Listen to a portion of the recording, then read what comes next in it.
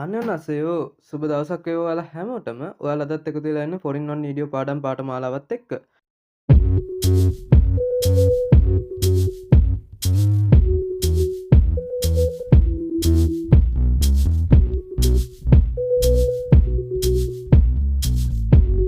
안녕하세요. කොන්නිචිවා. Hello. ඉතින් මං හිතනවා අද තමා අපි කොරියානු භාෂාව සම්බන්ධ පාඩම් පාඨමාලාවේ වැදගත්ම පාඩමක් කතා කරන්නේ. අද කතා කරන්නේ ක්‍රියාපද සම්බන්ධව. පහුගිය පාඩමෙන් එහෙම නැත්නම් 22 වෙනි පාඩමෙන් අපි කතා කරා කොරියානු භාෂාවෙන් දිනය සහ කාලය ප්‍රකාශ කරන ආකාරය සම්බන්ධව. මේ පාඩම බලපු නැති කෙනෙක් ඉන්නවනම් මේ පාඩමත් බලලා ඉන්න අනිවාර්යෙන්. කොරියානු භාෂාවේ ක්‍රියාපද ක්‍රියා මූල ලෙස පවතින අතර ක්‍රියා මූලවල අවසානයේ දා යන වචනයෙන් අවසන් වෙනවා.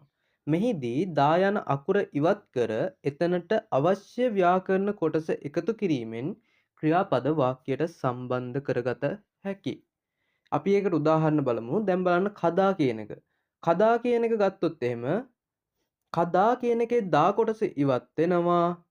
කම්නිදා විදිහට හැදෙනවා. ඒ වගේම පොදා කියන එක ගත්තොත් එහෙම පොදා කියන එකේ දා කොටස ඉවත් වෙනවා. පොම්නිදා කියලා හැදෙනවා.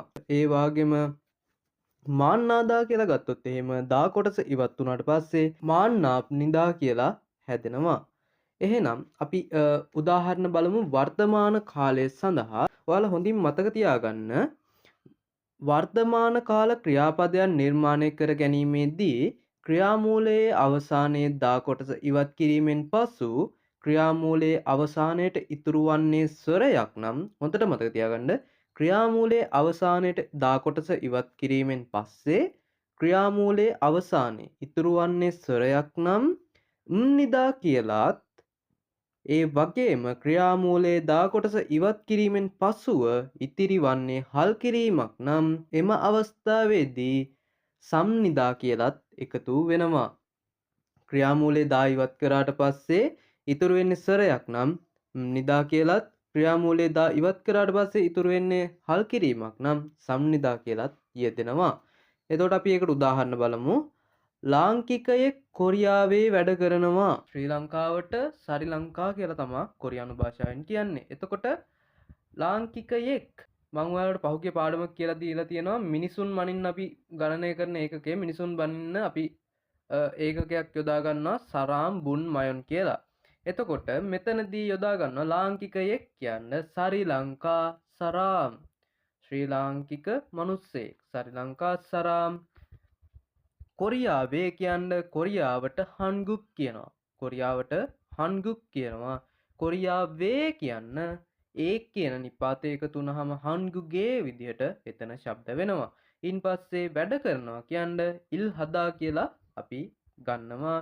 ඉල් හදා කියන එකේ දා කොටස ඉවත් කිරීමෙන් පසුව ක්‍රියාපදේ නිර්මාණය කරගන්න අපි ඉල් හදා කියන එකේ දා කොටස ඉවත් කරනවා. එතකොට ඉල් හා කියලා තියෙන්නේ. ඉල් හා කියන්නේ දා ඉවත් කරාට පස්සේ හා වලින් ඉවර වෙන්නේ. ඒ කියන්නේ ස්වරයකින් ඉවර වෙන්නේ. එහෙනම් නිදා තමයි එතෙන්ද එකතු වෙන්න ඕනේ. එතකොට ඉල්හම් නිදා කියලා කියවෙනවා. එතකොට සම්පූර්ණ වාක්‍යයක් විදිහට සරි ලංකා සරාම් හන්ගුගේ ඉල්හම් නිදා. ලාංකිකයෙක් කොරියාවේ වැඩ කරනවා. දෙවෙනි උදාහරණය බලමු අපි. මම කොරියන් භාෂාව පුහුණු වෙනවා. කොහොමද මේක කියන්නේ? මම කිව්වා චෝ. මම කියන්න චෝ. කොරියානු භාෂාවට මොකක්ද කියන්නේ? හන්ගුක් මරල්. හන්ගුක් මරල්. පුහුණු වෙනවට කියනවා පෙවුදා.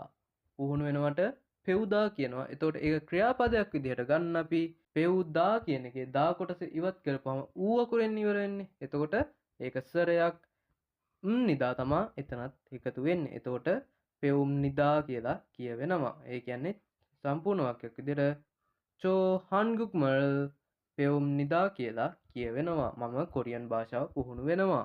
ඉන් පස්සේ මල්ලේ පොත කියවනවා. කොහොමද මේක කියන්නේ? මල්ලේ කියන්න කොරියානු භාෂාවෙන් කියන්නේ නම් තොන්සෙන් කියලා. නම් තොන්සෙන් කියනවා මල්ලේ කියන්න. පොතට මොකද්ද කියන්නේ? පොතට කියනවා චෙක් කියලා. පොතට චෙක් කියනවා. කියවනවා කියන්න ඉක්දා කියලා තමයි කොරියානු භාෂාවෙන් කියන්නේ. කියවනවා කියන්න ඉක්දා. කියවනවා කියන්න ඉක්දා. ඒක ක්‍රියාපදයක් බවට පත් කරගන්න අපි දා කොටස ඉවත් කරනවා. දා කොටස ඉවත් කරපුවාම ඉක් කියන කොටස තමයි ඉතුරු වෙන්නේ. ඉක් කියන කොටස ඉතුරු වුණාම මම ඔයාලට කිව්වා ක්‍රියාමූලයේ අවසානයේදී ඉතුරු වන්නේ දා කොටස ඉවත් කිරීමෙන් පසුව හල් ලකුරක් නම් හල් කිරීමක් නම් එතනදී සම්නිදා තමයි අපි යොදාගන්නේ. එතකොට ක්‍රියාපදය අපිට හදාගන්න පුළුවන් ඉක් සම්නිදා කියලා. එතකොට මෙතන නම් තොන්සෙන් කියන එක මල්ලිට නම් තොන්සෙන් කියලානේ කියන්නේ. උක්තේ වඩාත් හොඳින් පෙන්වීමට. උක්තේ අර විශේෂ කරලා පෙන්වන්න අපි. උක්තේ වෙන්නේ නම් තොන්සෙන්. මල්ලිනේ උක්තේ වෙන්නේ මෙතන. අන්නේ මල්ලි කියන එක වඩාත් හොඳින් අර විශේෂ කරලා පෙන්වන්න අපි මල්ලි කියලා ඊ කියන ප්‍රත්‍ය ඉවන් නැත්නම් නිපාතය ඊ කියන කොටස අපි යොදා ගන්නවා. එතකොට නම් තොන්සෙන් ඊ මුලින් මල්ලි කියන එක උක්ත පදයේ විදිහට හඳුන්වන්න පුළුවන්. ඊට පස්සේ චෙක් කියන එක කර්මපදයේ විදිහට යෙදෙනවා. ඊට පස්සේ ඉක්සම් නිදා කියන එක අපිට ක්‍රියාපදයේ විදිහට හම්බ වෙනවා. එතකොට මෙන්න මේ කර්මපදය අවසාන වෙන්නේ හල් ලකුරකින් නම් ල් කියන නිපාතයත් කර්මපදයේ අවසාන වෙන්නේ ස්වරයකින් නම් රල් කියන නිපාතයත් අපි එකතු කරනවා. එතකොට මෙතන කර්මපදයේ චෙක් කියද්දී හල් ලකුරකින් නේද ඉවර වෙන්නේ. අන්න ඒ අවස්ථාවේදී ල් කියන නිපාතය අපිට යොදා ගන්න සිද්ධ වෙනවා. එතකොට සම්පූර්ණ වාක්‍යයක් විදිහට නම් තොන්සෙන් ඊ චෙක් ඉක් සම්නිදා කියලා සම්පූර්ණ වාක්‍යයක් විදිහට කියවෙනවා. මල්ලි පොත කියවනවා. සුපිකා බත් කනවා. කොහොමද මේක කියන්නේ? කර්තෘ පදයේ විදිහට අපි හඳුන්වන්නේ සුපිකා කියන එක පාප් කියන්නේ කර්මපදය, මොක්දා කියන්නේ ක්‍රියාපදය. එතකොට සුපිකා කියන එකේ කර්තෘ උක්ත කිරීම සඳහා අපි ගා කියන ප්‍රත්‍යය යොදා ගන්නවා. එතකොට සුපිකා ගා විදිහට කියවෙනවා. මං කිව්වා කර්මපදයේ අවසන් වෙන්නේ හල් කිරීමකින් නම් ල් කියන නිපාතයත් කර්මපදයේ අවසන් වෙන්නේ ස්වරයකින් නම් රල් කියන නිපාතයත් අපි එතනට යොදා ගන්නවා. එතකොට කර්මපදයේ මෙතනත් පාප් කියන එකෙන් අල් පයන්නෙන් තමයි මෙතනත් අවසන් වෙන්නේ. එතකොට පබල් විදිහට ල් කියන නිපාතයේ ඉස්සරහට එකතු වෙලා පබල් කියන විදිහට හැදෙනවා. ඉන් පස්සේ මොක්දා කියන එකේ දා කොටස ඉවත් කරපුවාම හල් ලකුරකින් තමයි මොක් කියන එක අවසන් වෙන්නේ. මං කිව්වා ඔයාලට ක්‍රියාමූලයේ දා කොටස ඉවත් කිරීමෙන් පසුව හල් ලකුරකින් අවසන් වෙනවා නම් එතනදී අපි යොදාගන්නේ සම්නිදා කියන කොටස. එතකොට මොක් සම්නිදා කියලා කියවෙනවා. කනවා කියන එක මොක් සම්නිදා කියලා කියවෙනවා. සම්පූර්ණ වාක්‍යයක් විදිහට සුපිකා ගා පබල් මොක් සම්නිදා කියලා කියවෙනවා. එහෙනම් ඔයාලා හැමෝටම සුබ දවසක්. අපි ඊළඟට යම් ක්‍රියාවක් සිදු කරනවාද යන්න විමසන්නේ කොහොම කියන පාඩමෙන් හම්බ වෙනකන් අදට ගිහිල්ලා එන්නම්.